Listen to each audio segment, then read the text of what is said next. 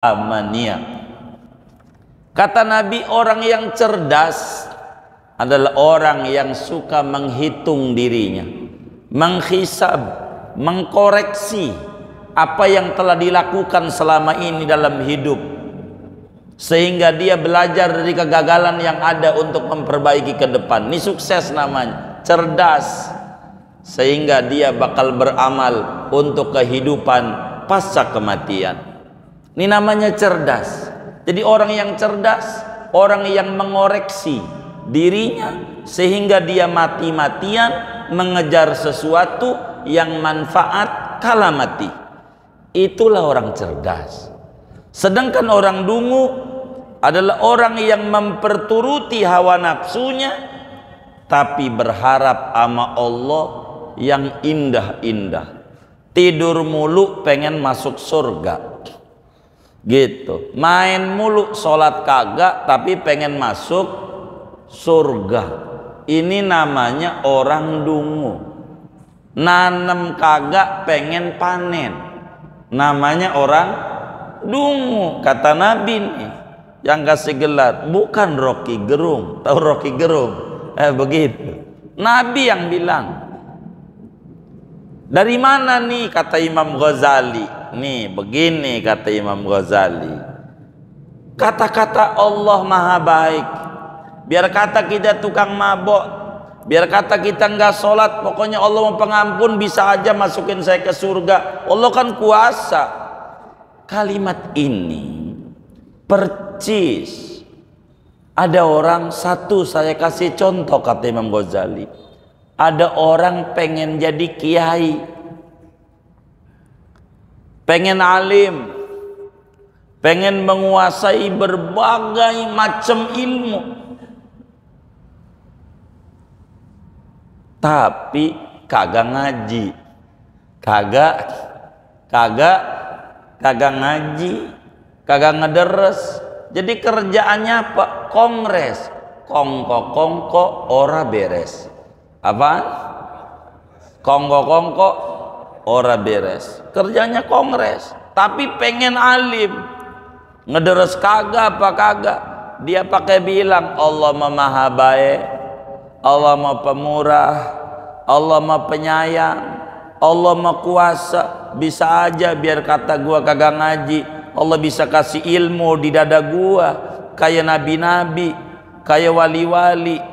Biar kata gua kagak ngaji, kerjaannya ngatur biji, benteng, seter, luncur, ngaji, ngatur biji, ngaji. Bahasanya bagus amat ya, begitu.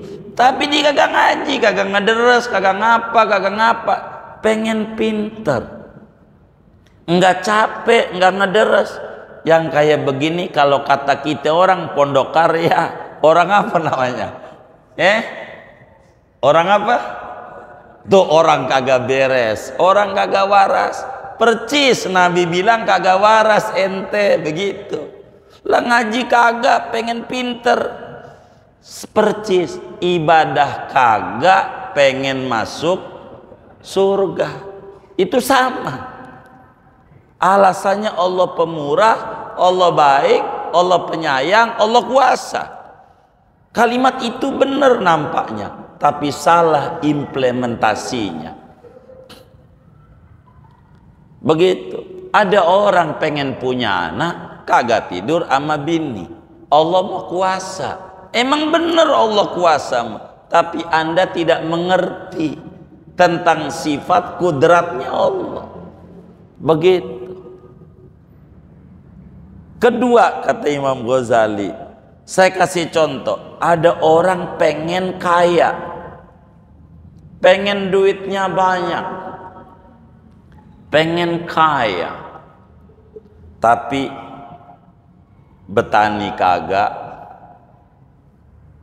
dagang kagak, kerja kagak. Jadi apa? Tidur mulu. Dan bagusnya kita di Betawi, tidur aja kerjaan. Kerjaannya tidur mulu. Jadi tidur aja kerja. Tuh hebatnya tuh. Begitu. Kerjaan lo ini tidur mulu, jadi tidur juga kerja. Begitu. Kan suka ada bahasa begitu ya. Begitu. Jadi tidur aja udah kerja tuh. Jadi tidur mulu tapi pengen kaya. Enggak dagang, enggak betani, enggak bisnis, enggak ngewarung, enggak apa. Begitu, nganggur aja. Kerjaannya kongres. Apa?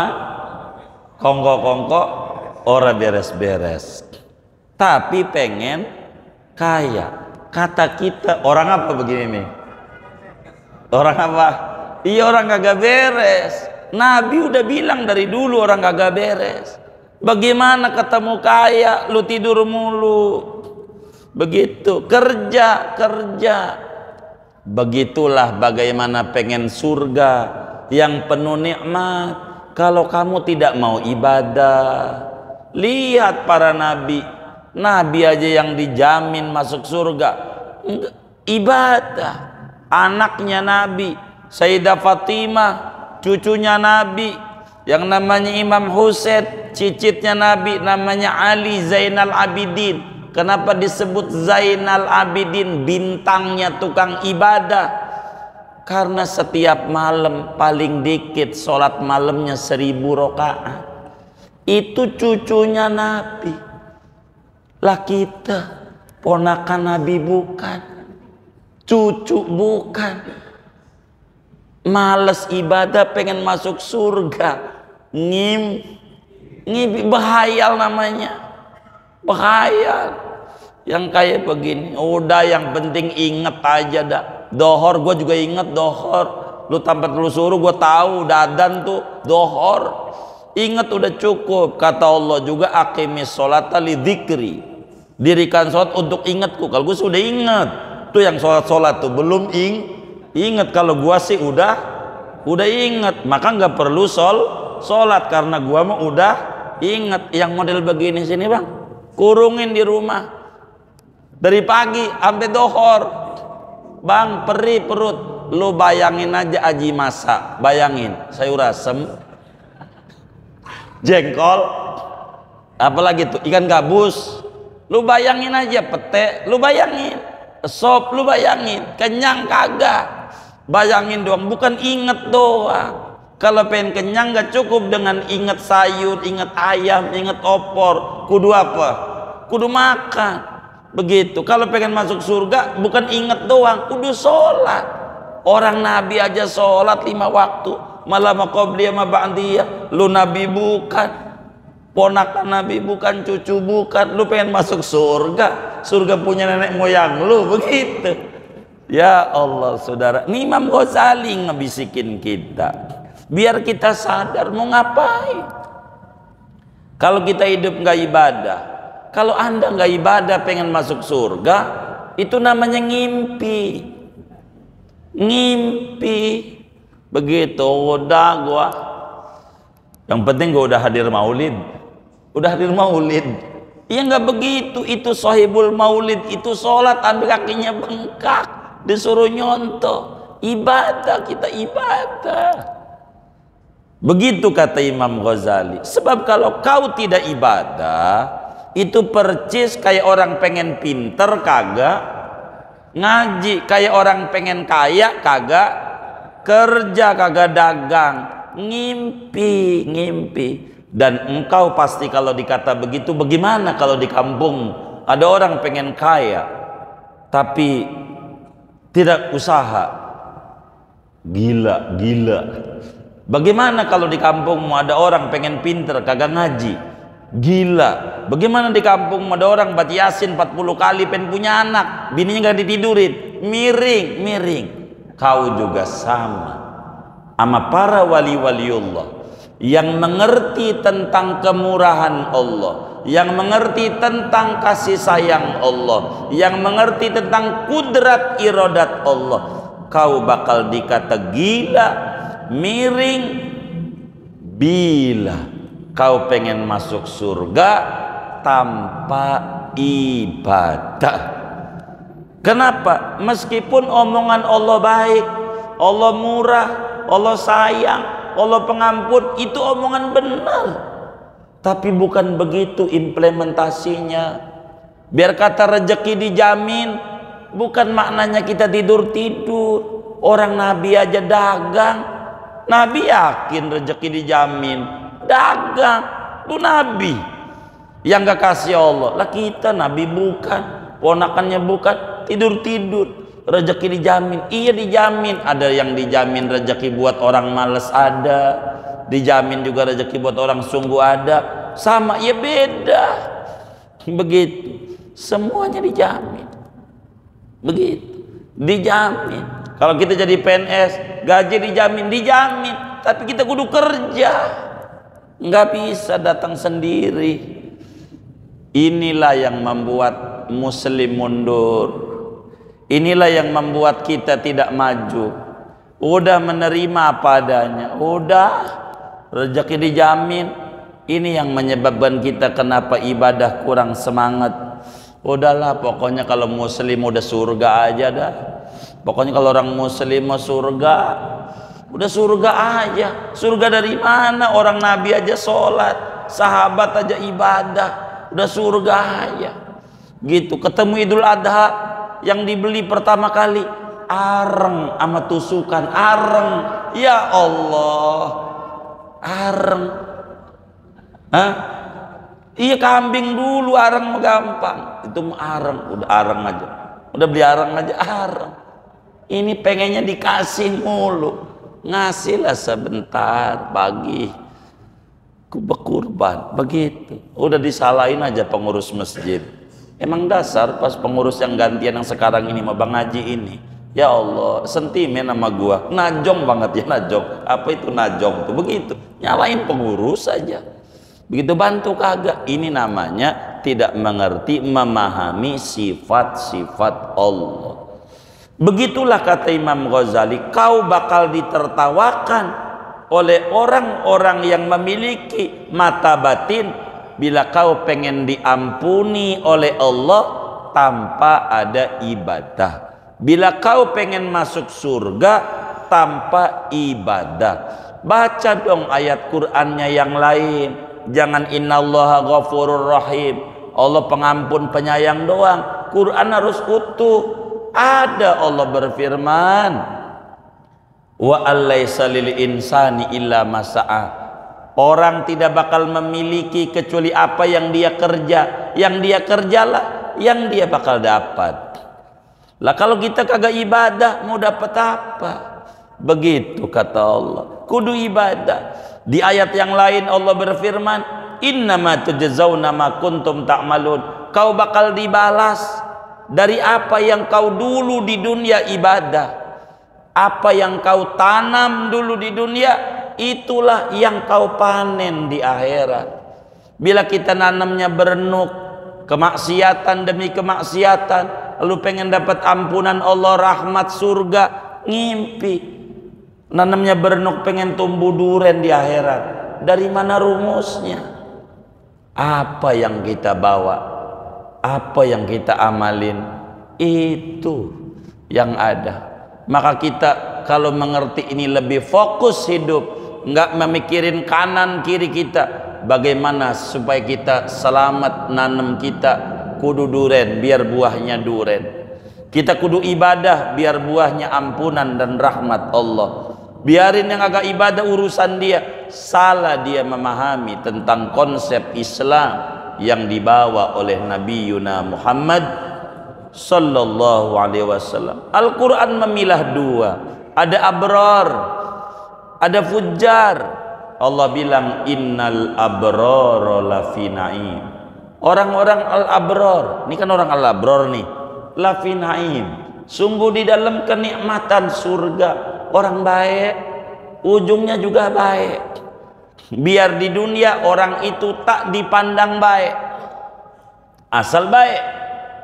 Orang di dunianya difitnah kayak Siti Maryam, baik ibadah tapi dituduh pelacur, dituduh ini, tuduh itu, tuduh macam-macam.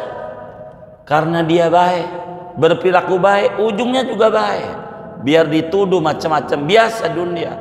Tapi wa innal fujjar, kalau orang durhaka, biar dikemas, di framing orang baik, kesannya orang baik tapi aslinya jahat, ujungnya wa innal fujjara lafi jahim. Ujungnya ke sana, sebab apa yang kau tanam itulah yang kau panen. Jangan berharap memanen apa-apa yang kau tak tanam. Kalau kita yang ditanam di dunia kemaksiatan demi kemaksiatan, ujungnya nggak bakalan berbuah kebaikan demi kebaikan. Ini yang paling pokok bagi kita. Jangan kita malas ibadah, semuanya berpulang kepada kita. Dulu Nabi Musa alaihissalam pernah bertanya kepada Allah. Di dalam kitab Tuhfatul Mardiyah dijelaskan oleh Imam Masjid Az-Zainabi, dibilang kata Nabi Musa, "Ya Rabb, saya nggak ngerti engkau ini ya Rabb. Itu yang mabok-mabokan, yang narkoba segala macam, kan punya duit buat beli teh botol cap topi miringnya tuh. Kan pakai duit belinya. Yang judi duitnya dari engkau. Kau juga bagi duit sama dia dengan rezekimu. Tapi ngapa ujungnya yang judi-judi itu dimasukin ke neraka?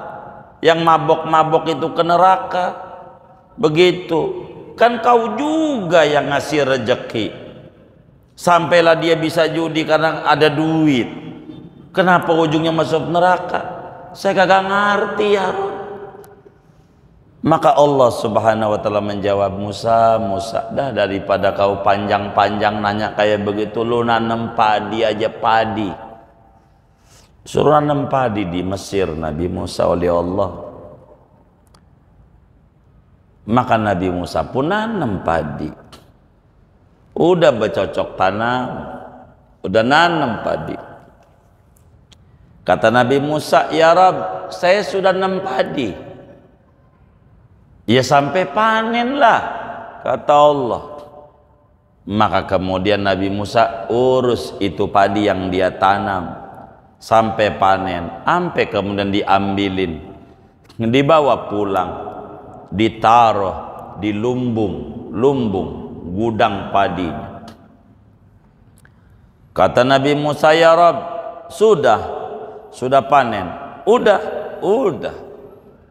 Lu ambil semua ya Rabb. Beneran semua, jerami. Ya kalau jerami mau kagak, jerami mau. Yang saya bawa pulang itu yang ada manfaatnya, Jerami mau nggak ada manfaatnya, makanya nggak saya bawa pulang. Lu apain jerami kagak ada manfaatnya? Ya gua bakar di sawah, kagak ada manfaatnya, bakar. Habis itu diam Nabi Musa. Nggak jadi ya Rob, nggak jadi apa? Nggak jadi nanya. Saya paham yang dimasukin neraka tuh yang nggak ada manfaatnya. Yang ada manfaatnya mau dibawa ke lumbung, namanya surga, namanya. Yang nggak ada manfaatnya diapain? Dibakar. Begitu Nabi Musa paham. Jadi tinggal kita pilih, dikasih akal, kita mau jadi padi apa mau jadi jerami, terserah kita. Kalau kita mau jerami, ya bakal dibakar. Kalau kita pengen ditaruh di lumbung yang bagus, dijaga, digembok, cakep, ada satpamnya, ya kudu ibadah. Nggak boleh nganggur kita kudu ibadah. Sayang kalau kita di dunia nggak ibadah, namanya berhayal. Muda poya-poya, tua kaya raya, mati masuk surga, ngimpi. Namanya ngimpi, namanya nggak ketemu. Semuanya kudu ibadah. Jadi kalau kita pengen dapat ampunan Allah, ibadah. Kalau pengen dapat surganya Allah, ibadah. Sebab ada syariat, ada tarekat, ada hakikat. Tidak boleh kita ngandel kepada hakikat tanpa jalanin syariat. Allah maha baik, Allah maha pengampun, Allah maha murah, hakikat. Ibadah, implementasi, namanya syariat. Allah bisa memberi keturunan, hakikat. Tidur kita mabini, syariat. Allah bisa memberi untung, hakikat. Kita dagang, syariat. Kita sakit, berobat. Ada orang supir, kata bosnya bilang begini, Pir, cuci tuh mobil. Begitu kata bosnya, cuci mobil. Sopir bilang, Pak Bos begini, ini kan musim hujan, kampung kita juga becek, kalau dicuci bakalan kotor lagi. Daripada kotor lagi, mendingan gak usah dicuci. Karena bosnya ini ngerti agama, enggak marah. Bosnya nih kagak. Kata bosnya, baik dah. Baik jawabnya. Temenin saya jalan kemana? Magelang. Ngapain? Nengok sapi. Mau ke Boyolali, nengok sapi. Sama bosnya. Dari pagi dia jalan sampai jam 1. Enggak mampir-mampir di rest area. Kata dia supirnya sampai nanya, Bos, enggak makan? Kata bosnya jawab, buat apa makan percuma, ntar juga lapar lagi. Buat apa makan, nanti juga lapar lagi. Daripada nanti lapar lagi, mendingan nggak usah makan. Aduh bos, nih gila, nih gila. Lo yang gila. Kalau nanti kotor, cuci lagi. Kalau kotor, cuci lagi. Musim hujan, biarin.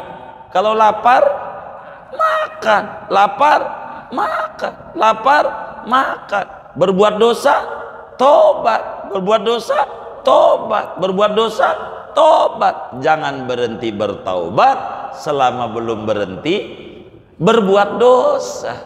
Itu namanya orang yang cerdas. Segini aja dah, jangan banyak-banyak. Begitu. Wallahu a'lam. Ada yang ditanya mungkin dari materi ini atau di luarnya sebelum doa, silahkan. Iya, baik. Waalaikumsalam.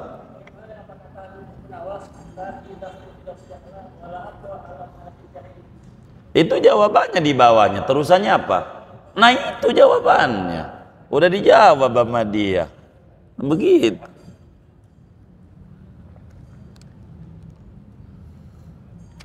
Ini ada pertanyaan. Bagaimana hukum sholat janazah yang dilakukan setelah sholat asar?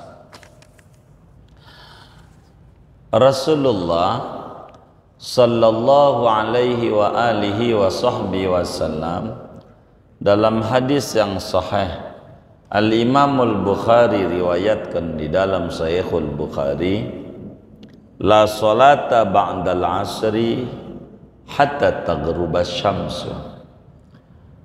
Tidak ada salat sesudah salat asar sampai terbenam matahari. Dari sini muncul kemudian pertanyaan, bagaimana hukum sholat janazah yang dilakukan setelah sholat asar? Bolehkah atau tidak? Maka jawabannya ditafsil, diperinci. Tergantung ini penyebab ba'da asar ini apa? Apakah penyebabnya karena dia meninggalnya jam 2 sehingga utak dimandiin baru jam 4 rapi, tengah 5 baru disolatin.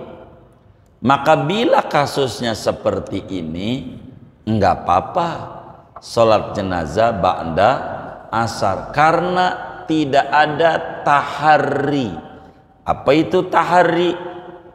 Unsur sengaja-ngaja mau menjatuhkan sholat jenazah ba'da sholat asar. Begitu, enggak ada. Tapi kalau kemudian meninggal pagi, biar kata jam 9, rapi dimandikan kira-kira jam 1 dohor, jam 1 rapi, artinya udah dibungkus, udah diapa, udah dikafanin begitu, maka kemudian bisa disolatin jam 1, enggak dah ba'da sholat asar aja.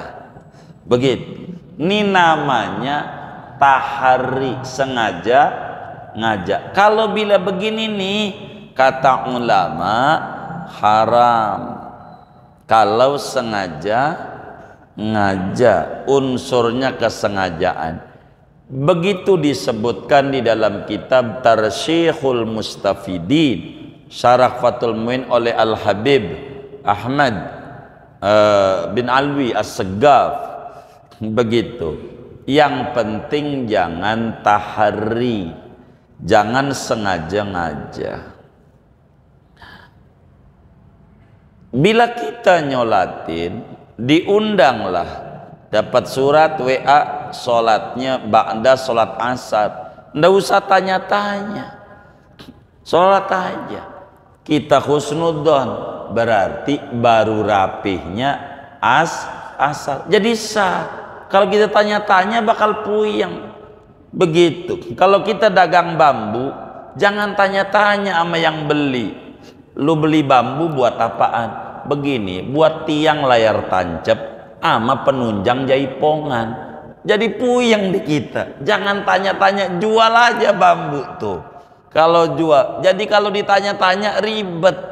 Begitu. Ada orang jual motor sama kita, kita pakai tanya-tanya, lo motor dari mana? Gua dapat nyolong. Jadinya yang tadinya boleh jadi haram karena membantu kezoliman. Jadi kalau kita diundang sholat jenazah ba'da asar, husnudzon, ini rapihnya asar, udah kita. Jangan tanya, ini matinya kapan? Jam berapa? Di mana? Panjang. Kalau bakal ketahuan, puyeng di kita. Jadi latas alu an asya intub dalakum tasukum. Jangan tanya-tanya yang kalau ketahuan jadi mumet di kita. Maka kalau diundang sholat jenazah ba'da asar, sholat aja, jangan pakai tanya-tanya. Kecuali kita tahu mayit ini rapi, kira-kira jam berapa? Jam 2 rapi. Maka kemudian sebelum sholat asar, sholat jenazah dulu. Habis rapi jenazah baru sholat asar. Karena tidak bolehnya sesudah sholat asar, bukan sesudah asar, tapi sesudah sholat asar. Bukan sesudah asar, sesudah sholat asar. Itu pun kalau unsur sengaja-ngaja unsurnya. Kalau unsur nggak sengaja nggak apa-apa. Maka mahallul khilaf bainal ulama, perbedaan pandangan antara para ulama terkait sholat jenazah ba'da sholat asar itu dilihat adakah tahari ataukah tidak. Bila ada tahari maka ini haram. Bila ada tahari, bila tidak ada tahari maka enggak haram. Begitu. Bagaimana cara mensiasati ini? Si awam kagak ngerti, pengennya habis sholat asar juga. Siasati aja, orang nyolatin pura-pura, orang sholat asar pura-pura kencing, pura-pura kencing orang sholat asar. Kita mau belum sholat asar, belum sholat asar. Begitu. Nanti sholat jenazah, pas sholat ya kita sholat aja di belakang, di barisan, tapi tidak bermakmum. Kan boleh. Kita mau belum sholat asar, nolongin jenazah, nolongin. Jadi kita mau belum sholat asar, waktu sholat asar kita masih nongkrong. Jadi waktu sholat jenazah kita ikut di barisan. Begitu. Kalau kita jadi imam, beres persoalan, kita belum sholat asar, nggak apa-apa. Kan banda sholat asar. Kalau kita jadi makmum, udah sholat sendiri aja di barisan, kan jadi nolongin jenazah. Begitu. Kalau unsurnya sengaja ngajak. Kebanyakan di masyarakat itu bila kemudian ada sholat jenazah ba'da sholat asar disebabkan bukan unsur kesengajaan. Begitulah hukum sholat jenazah ba'da sholat asar. Fadilatus Syekh Muallim Safi Hadami jelaskan di dalam fatwa beliau Tawdihul Adillah, dan beliau pernah menulis karena ada waqiah bagian ini. Kalau tidak salah tuh Allah yarham dengan Kiai Abdul Razak Haidir, kalau tidak salah, tapi takut saya salah mengutip. Tapi ada itu sampai nulis, dan beliau juga mengutip dari kitab Tarsyikhul Mustafidin terkait taharikah atau tidak tahari. Begitu. Oleh karena itu, sholat jenazah ba'da sholat asar kalau kita sebagai keluarga musibah dilihat. Kalau memang meninggal jam 9 rapi-rapi jam 1 jangan asar, udah sholatin aja. Begitu. Kalau kemudian jam 1, tapi kalau kita nggak tahu mau diundang orang, husnudon kita baru rapi asar, gitu aja, biar kita tidak bingung. Kurang lebih terkait dengan hukum sholat jenazah demikian yang saya mampu untuk menjawabnya dari saudara kita yang bertanya ini. Wallahu a'lam. Sudah?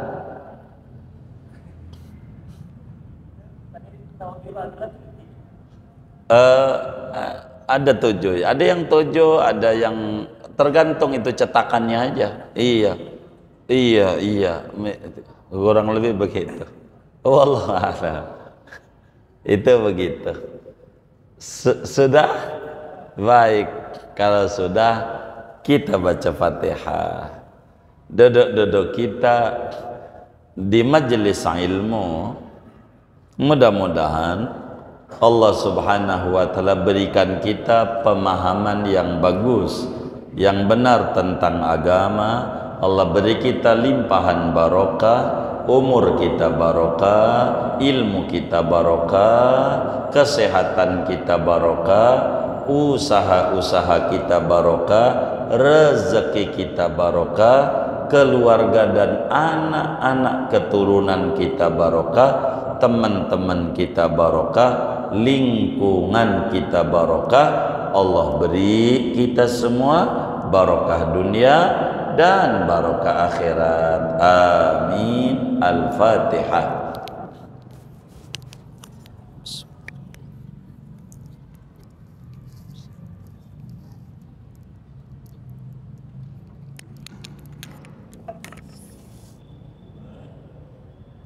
Allahumma rabbana taqabbal minna ta'limana wa ta'allumana wa du'ana wa jami'a a'malina wa tammim taqsirana ya Allah ya Allah ya Allah ya Allah ya Allah ya arhamar rahimin. Wa sallallahu wa sallam ala rasul Muhammadin wa ala alihi wa sahbihi ajma'in. Subhana rabbika rabbil izzati amma yasifun. Wassalamu ala al-mursalin walhamdulillahi rabbil alamin.